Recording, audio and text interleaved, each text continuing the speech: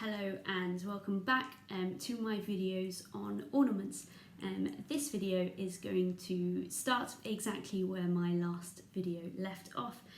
So we are carrying on looking at our examples of ornaments.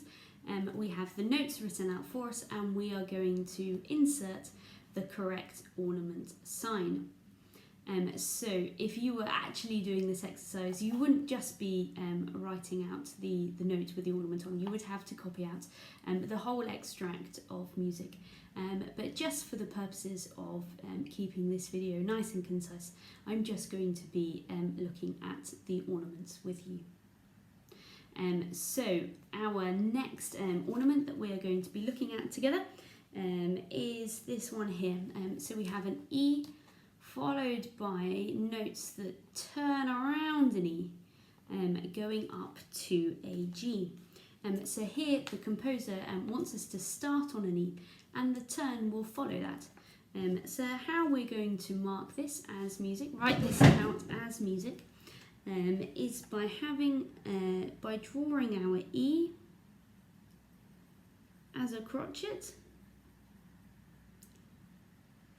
having our G here as a quaver tied to lots of other notes, and our turn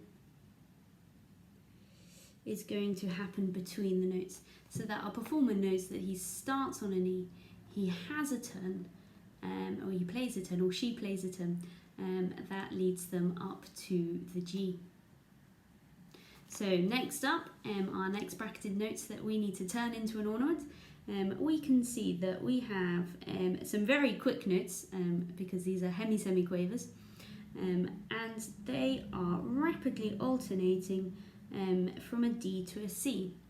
So that should sound familiar to you from my last video.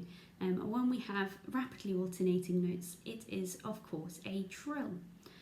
So trills, we always go to the note above. So we know that this is a trill from a C up to a D. So we're going to draw a C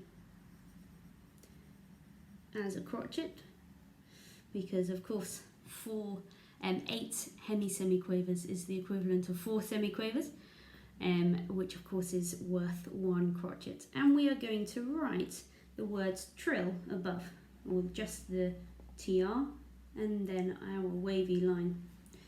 Now, as you can see, this isn't just a trill. We also have a B and a C leading us elegantly out of our trill.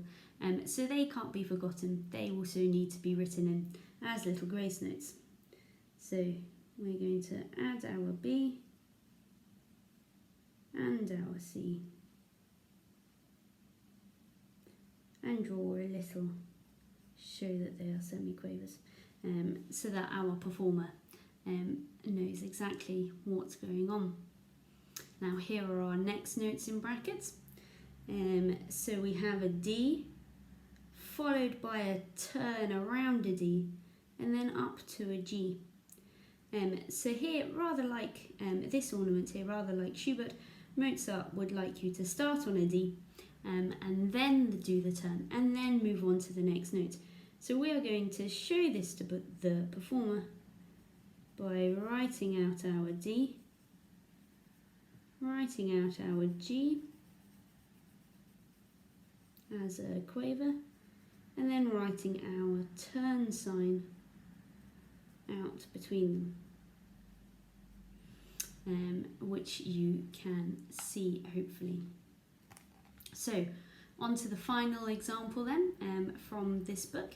We have our brackets here, so we go from and we're in bass clef now, so we have a B flat followed by a C followed by a B flat again, really quickly, shown by the hemi-semiquavers. So this you can see starts on a B, goes up and comes back down again, and that you should recognise as an upper mordant. So we are going to draw out our B flat, and we're going to draw it out as part of these triplet quavers that carry on down to A flat and back up again to B flat.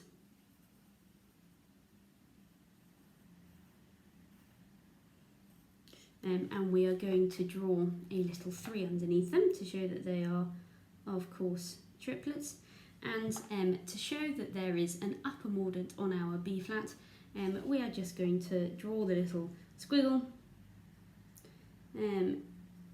that indicates a mordant. I often think it looks a little bit like an M for mordant, so that should hopefully help you remember. And last but not least, this is our final ornament for today. Down here, you can see that we have an A and then a super quick C, which resolves down onto a B. So it can't be an upper mordant because, of course, there are 2 notes.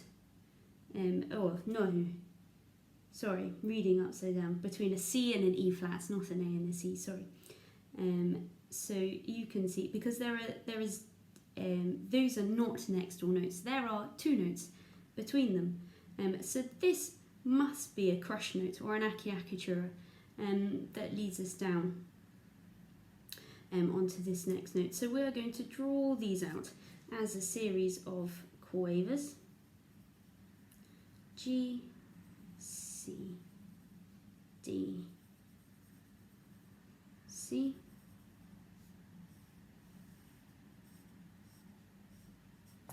as you can see, and which you can do a little bit neater than I can when I'm holding this up to the camera. And just before our D, we are going to write a little E flat with a line through it to show that it is a crushed achiacatura. So happy practicing at home.